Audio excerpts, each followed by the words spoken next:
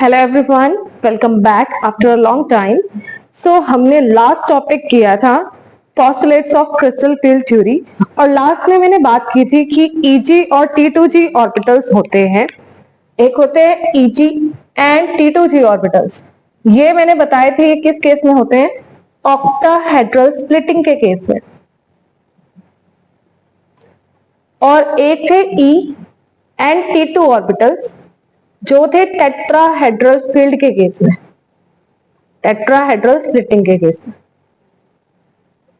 अब इनके तो हमने सबस्क्रिप्ट में जी लगाया है, यहाँ पे 2 के साथ जी लगाया है, यहाँ पे ई के साथ जी लगाया है, लेकिन यहाँ पर हमने कोई भी जी जो सबस्क्रिप्ट है वो यूज नहीं किया है।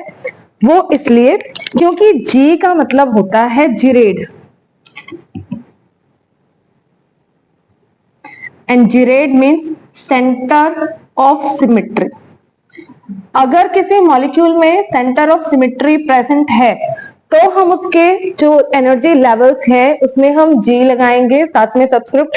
लेकिन अगर उसमें सेंटर ऑफ सिमेट्रिक नहीं है, सेंटर ऑफ सिमेट्री प्रेजेंट नहीं है, तो हम वहां पे जी नहीं लगाएंगे।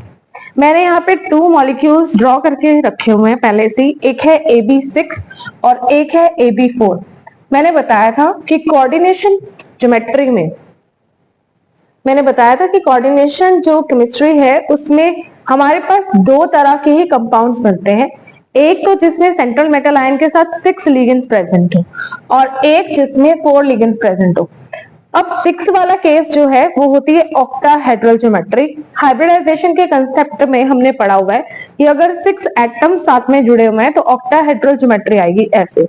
ये 4 एटम्स एक प्लेन में है, एक अबव द प्लेन, एक बिलो द प्लेन। अब वो तो कंसेप्ट हाइब्रिडाइजेशन का है, हम यहाँ फोकस कर रहे हैं जिरेड पे।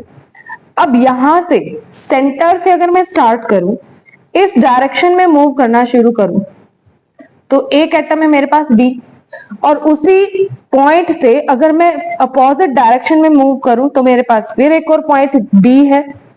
फिर सेम यहाँ पे अगर मैं इस डायरेक्शन पे जाती हूँ तो भी बी पॉइंट है, इससे अपोजिट डायरेक्शन में जाती हूँ तब भी बी पॉइंट है। अगर एक सेंटर से एक लाइन में फॉरवर्ड और बैकवर्ड डायरेक्शन पे अगर हमें सेम ग्रुप्स मिलते हैं, दैट मीन्स उस मॉलिक्यूल में सेंटर ऑफ सिमेट्री प्रेजेंट है। तो यहाँ पे सेंटर ऑफ सिमेट्री इसमें मॉलिक्यूल में प्रेजेंट है, क्योंकि हर डायरेक्शन में अगर हम टॉप बॉटम जा रहे हैं तब भी हमारे पास सेम ग्रुप मिल रहा है। अगर हम यहाँ पे लेफ्ट राइट या फ्रंट बैक जो भी है, हर डायरेक्शन में हमें सेम ग्रुप मिल रहा है। हमें एक लाइन पे फोकस करना है, हर डायरेक्शन में देखना है। तो इसमें क्योंकि हमारे पास सेंटर ऑफ सिमेट्री प्रेजेंट है, तो ऑक्टाहेड्रल कॉम्प्लेक्सेस के जो एनर्जी लेवल्स हैं उसमें हम लिखते हैं Eg एंड T2G। ये हम इसके डायग्राम करेंगे, ये हम इसके डायग्राम करेंगे ऑक्टाहेड्रल फील्ड के भी और टेट्राहेड्रल फील्ड के भी, तब हम इनको स्टडी करेंगे कि कौन से लेवल्स होते हैं Eg, कौन से ऑर्बिटल्स हैं T2। अब यहाँ टेट्राहेड्रल कॉम्प्लेक्स है। ये टेट्राहेड्रल कॉम्प्लेक्स की ज्योमेट्री आपको पता है, आपने CH4 कॉम्प्लेक्स पढ़ा हुआ है। मीथेन हमने पढ़ा हुआ है, इसकी ज्योमेट्री हम पढ़ लेते हैं +1 क्लास में। अब यहाँ पर ये है हमारे पास, यहाँ से सेंटर से हम स्टार्ट कर रहे हैं, यहाँ तक पहुंचे, हमारे पास बी ग्रुप लगा हुआ है। क्या इसके अपोजिट डायरेक्शन में कोई ग्रुप है? कोई भी ग्रुप यहाँ प्रेजेंट नहीं है, तो ये इसमें सेंटर ऑफ सिमेट्री प्रेजेंट नहीं है। हमें बाकी पॉइंट्स चेक करने की जरूरत नहीं है।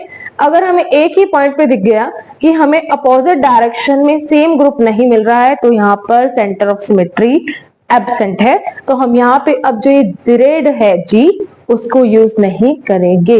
ये होते हैं हमारे पास Eg and T2G levels and E and T2 levels.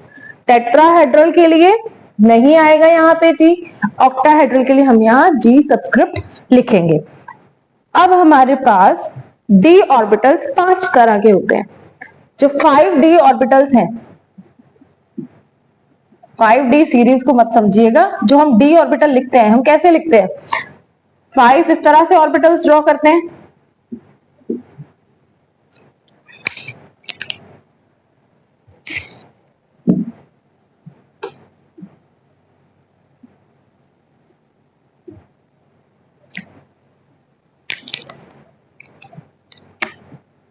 Five D orbitals हम इस तरह से ड्रॉ करते हैं उसमें।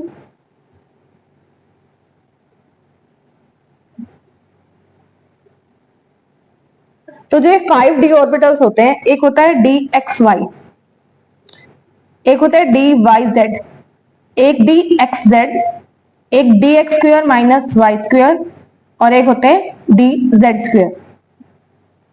इन 5d ऑर्बिटल्स की हम स्प्लिटिंग करते हैं इन कॉम्प्लेक्सेस के लिए जब भी मेटल आयन अप्रोच करता है सेंट्रल मेटल आयन को। ये सारी चीजें हमने पोस्टुलेट में ऑलरेडी स्टडी कर ली है कि जब भी मेटल आयन को लिगेंड्स अप्रोच करते हैं तो उसके ऑर्बिटल स्प्लिट होना शुरू कर देते हैं। एक लेवल होता है इन 3 का और एक लेवल होता है इन दोनों का, क्योंकि ये 3 जो ऑर्बिटल्स हैं ये होते हैं इन बिटवीन एक्सिस।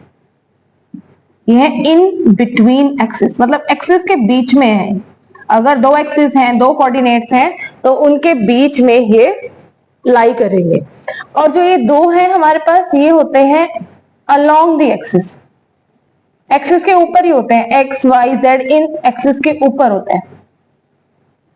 तो जब भी यहां पर लिगेंड अप्रोच करेगा ऑक्टाहेड्रल में या टेट्राहेड्रल में, तो इनके जो दोनों पार्ट्स हैं, जैसे ये एक पेयर है और एक ये पेयर है, तो ये आपस में स्प्लिट हो जाएंगे। एक चला जाएगा अपर लेवल पे, एक चला जाएगा डाउनवर्ड लेवल पे। जो बैरी सेंटर होता है, मेन एनर्जी लेवल जो इनका है, इससे एक जाएगा पेयर ऊपर, एक ग्रुप ऊपर और एक ग्रुप नीचे, वो अलग अलग होता है। ऑक्टाहेड्रल के लिए हम अलग करते हैं और टेट्राहेड्रल के लिए अलग होता है। तो नेक्स्ट क्लास में हम करेंगे ऑक्टाहेड्रल क्रिस्टल फील्ड स्प्लिटिंग। आज के लिए इतना ही। Thank you.